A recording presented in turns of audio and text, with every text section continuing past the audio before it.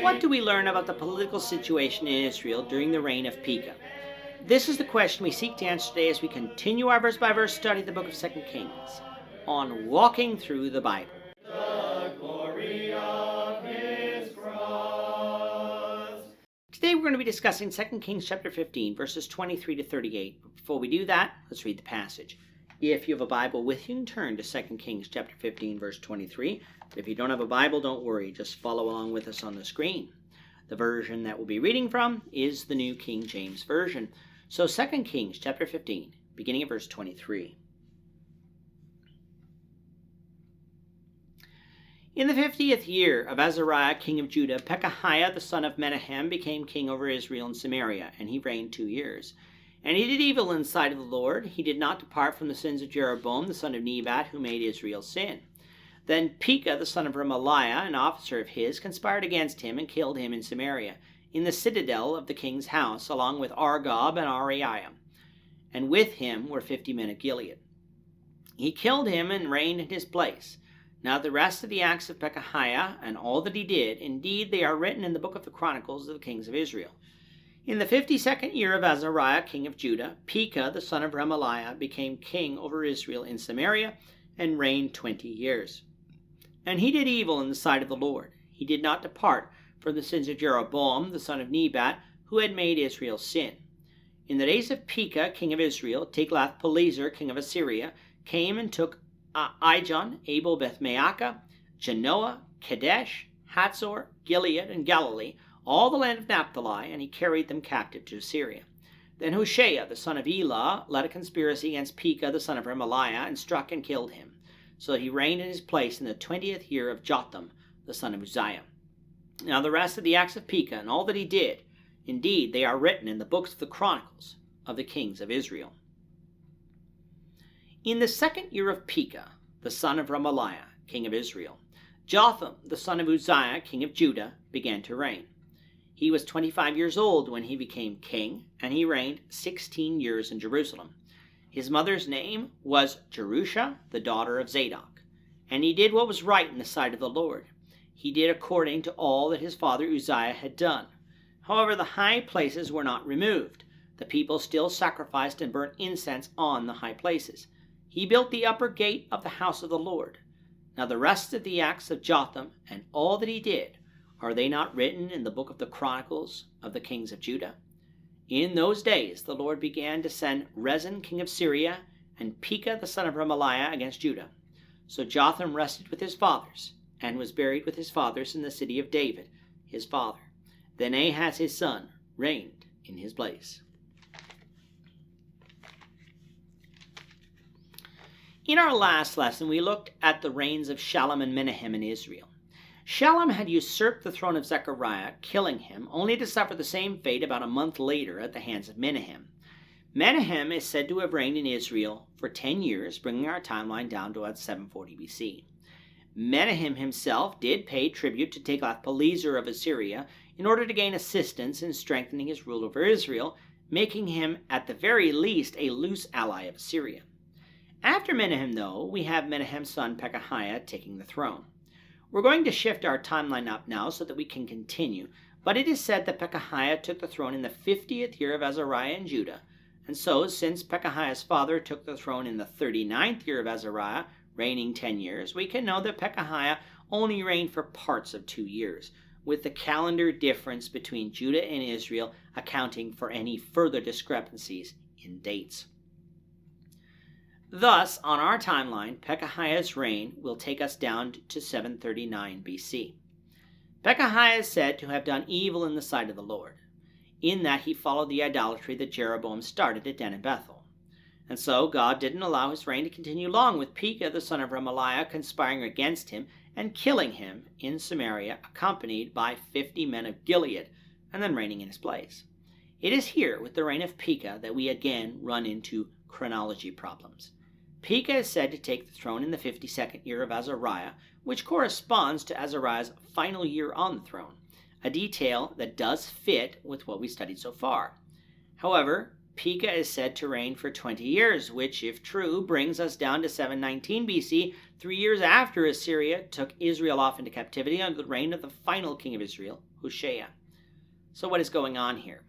Well, some try to solve this by saying that the number 20 is incorrect, and that should be something like 7 or 8, which would fit the chronology of what we know. And although a copying error concerning numbers does happen from time to time in Scripture, these copyist errors are usually glaringly evident from looking at Scripture, while changing 20 to 7 here is rather contrived in order to fit a secular timeline of Israel being taken captive into captivity in 722 BC. Before saying a number like this from Scripture is a copyist error, we must first have the humility to consider that our date of 722 BC might be an error first. And yet I don't believe 722 BC is wrong, and neither is the number 20 years for Pekah's reign. Why not? Because again, it is evident that we have a co-regency going on here. And how do I come to such a conclusion? Well, there are a couple things. First, the reigns of the next king of Judah, Jotham, is going to be reckoned using the reign of Pekah. Jotham comes to power in the second year of Pekah, and we know explicitly from Scripture that Jotham was co-regent with Azariah, his father, due to his father's leprosy. If the second year of Pekah is 737 BC, then Jotham would be coming to power 2 years after his father died, something Scripture doesn't support. Therefore, it quickly becomes clear that Pekah must have had a co-regency for at least part of his reign. But even without using all of the dizzying math, I believe Scriptures can show us that a co-regency existed based on what we have read and will read in a few moments. When Menahem came to power, what did he do? He attacked a city that wouldn't submit and allied himself with Tiglath-Pileser of Assyria in order to strengthen his hold on the kingdom. From whom? Obviously a rival, someone like Pekah. And from what we will read in chapter 16, Pekah is not an ally of Assyria, but of Syria. So when Pekah killed Pekahiah, son of Menahem, it gives us context as to why Tiglath-Pileser would come down and take large portions of Israel away.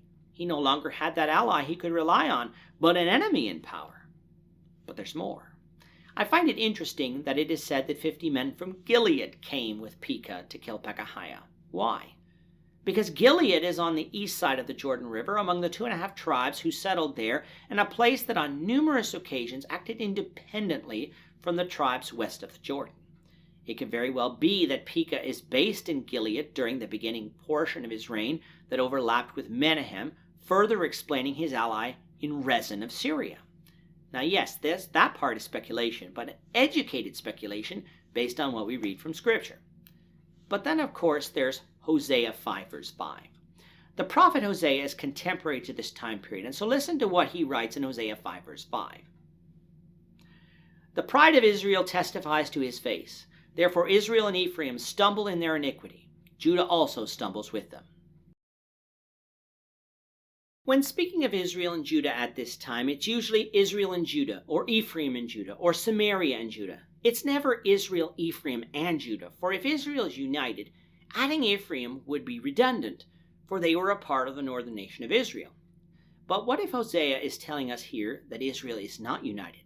Some are following Menahem, whose ally is Assyria, while others are following Pekah, whose ally is Syria. Now yes, Menahem seems to be the stronger of the two, but it is very easy to see that after the death of Zechariah, son of Jeroboam II, that the nation would divide into factions. Putting this all together then, it is highly likely that when Menahem came to power, that Pekah came to power around the same time, and thus could be considered co-regent with Menahem for the entirety of Menahem's reign, though not in the traditional sense, but as a rival.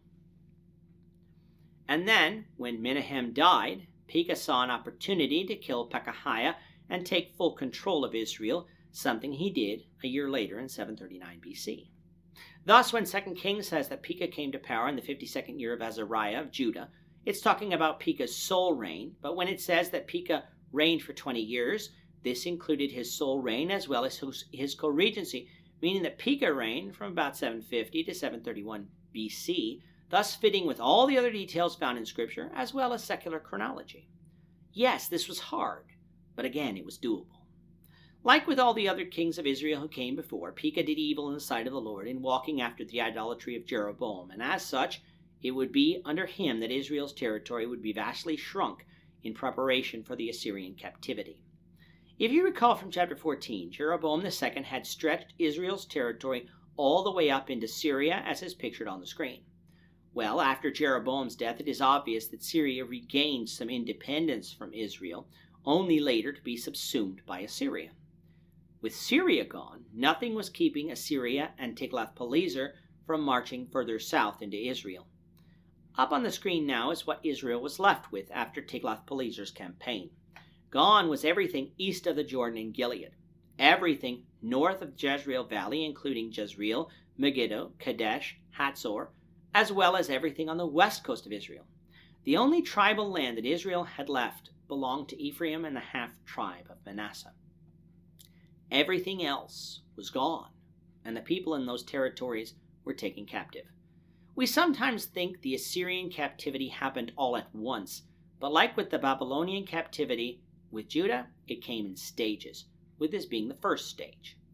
With Israel defeated and now completely isolated from anyone who might be called an ally, another usurper came to the forefront, Hoshea, the man who ended up killing Pekah and seizing the throne. It is said that Hoshea comes to power in the 20th year of Jotham, king of Judah. Now this could be a copyist error, since verse 33 says that Jotham would only reign for 16 years. If this is the case, though, then not only would the copyist get the year wrong, but also the king, for Ahaz has to be the king when Hoshea comes to power and not Jotham. What can we make of this? Well, it is most likely that since the writer of 2 Kings hasn't introduced us to Ahaz yet, but he did to Jotham, that he simply reckoned Hoshea's ascension with the character we had met already, since Ahaz is his son, and that what is meant for us here is that this is the 4th year of Ahaz's reign. We'll have more to discuss on this in chapter 17. But before we get there, the writer of 2 Kings has to catch us up to the kings of Judah, the next of which is Jotham. Jotham comes to the throne in the 2nd year of Pekah, as in verse 32 of chapter 15 says. Now, having already dealt with the chronology of Pekah, we know that Pekah began to be co-regent with Menahem in 750 BC. And from earlier, we also know that Jotham was co-regent with Azariah, his father, due to his father's leprosy. So this 2nd year of Pekah, when should it be reckoned? With the 2nd year of Pekah's co-regency or the 2nd year of Pekah's sole reign? Well, Ahaz, Jotham's son, is said to have come to the throne in the 17th year of Pekah, so it appears that the writer of 2 Kings intends us to conclude that he is talking about the 2nd year of Pekah's co-regency, which would be in 748 BC. And yes, this is a break from the pattern, but perhaps this was done because Jotham's reign was slightly different than a co-regency of others, with his father not merely being ill, and Jotham assuming some of his duties, but because Jotham's father was leprous, that he had to assume all of his duties, meaning that in actuality, Jotham really did begin to reign in 748 BC, even though his father was still alive. Thus, when 2 Kings says that Jotham reigned for 16 years, that would include his co-regency of 10 years, as well as the 6 years of his sole reign, bringing our timeline down to 733 BC. And of Jotham it is said that he did good in the sight of the Lord, according to all that Uzziah, which is Azariah, had done. The only thing of note was that the high places weren't removed, and the people still burn incense there, a stumbling block for many in Judah that had gone on for decades, and it was also said that he built the upper gate of the house of the Lord. Prophets that were contemporary during the reign of Jotham were Isaiah and Micah, something to highlight when we get to the studies of those books. The chapter closes by telling us that in those days the Lord began to send Rezin of Syria and Pekah of Israel against Judah. The reason for this we'll deal with in chapter 16, but we'll close for now by saying that when Jotham died, Ahaz, his son, would reign in his place. As for the reign of Ahaz, we'll deal with that, the Lord willing, in the next lesson. With that, our time is up for today. The Lord willing, we hope you'll join us for tomorrow's discussion of 2 Kings chapter 16, verses 1 to 9. We continue our walk through the Bible, one verse at a time. Thank you for watching today's episode. We hope that you found it edifying and ask that you not only subscribe to our channel and podcast, but that you like and share this episode among your friends, so that the saving gospel of Jesus Christ can go out to the whole world.